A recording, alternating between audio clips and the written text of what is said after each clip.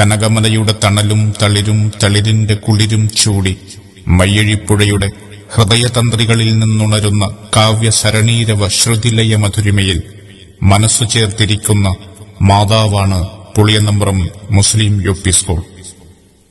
അക്ഷരം കുറിച്ചറിവ് പകർത്തിയ കഴിഞ്ഞ കാലത്തിന്റെ 111 വർഷങ്ങൾ. ഓർമ്മകൾക്കെത്ര മധുരം. ഈ വാർഷികാഘോഷം പുതിയൊരു തുടക്കത്തിന്റെ, പുതിയൊരു സൗഹൃദത്തിന്റെ, ഒത്തുചേരലിന്റെ പുതിയൊരു അനുഭവമാക്കാം നമുക്ക്.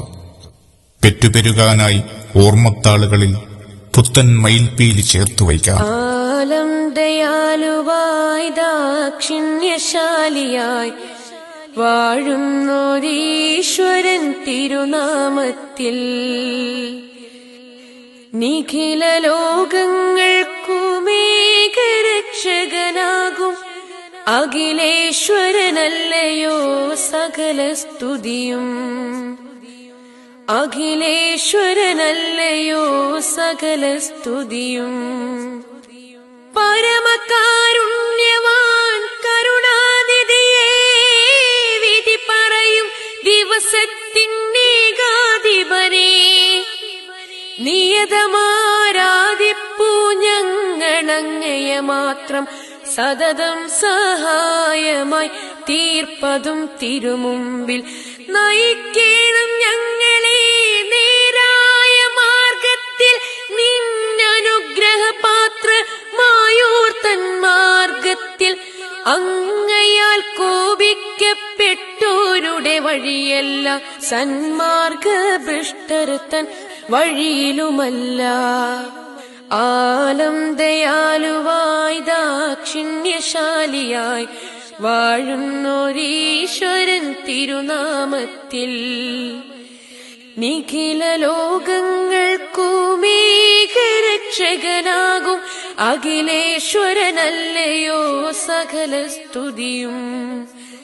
അഖിലേശ്വരനല്ലയോ സകല സ്തുതിയും. അഖിലേശ്വരനല്ലയോ സകല സ്തുതിയും.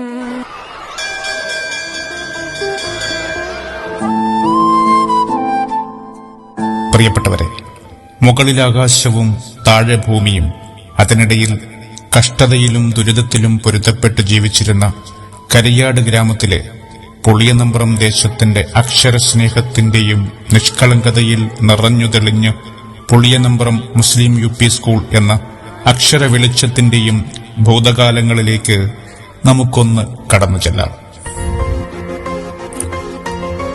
നാടും വീടും തീരെ വികസനമില്ലാതെ കിടന്ന ഒരു കാലം.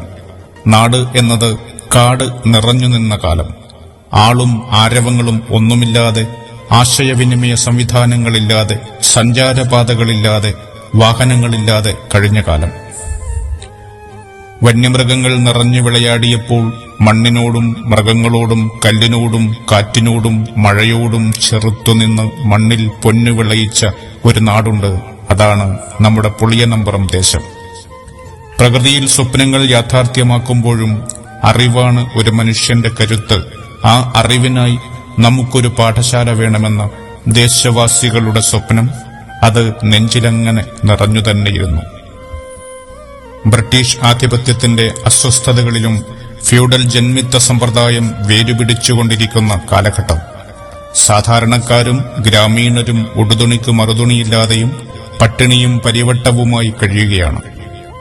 ഔപചാരിക വിദ്യാഭ്യാസത്തെക്കുറിച്ചോ മറ്റു സമ്പ്രദായങ്ങളെക്കുറിച്ചോ ആലോചിക്കാൻ പോലുമാവാത്ത സാമൂഹിക ചുറ്റുപാടുകൾ.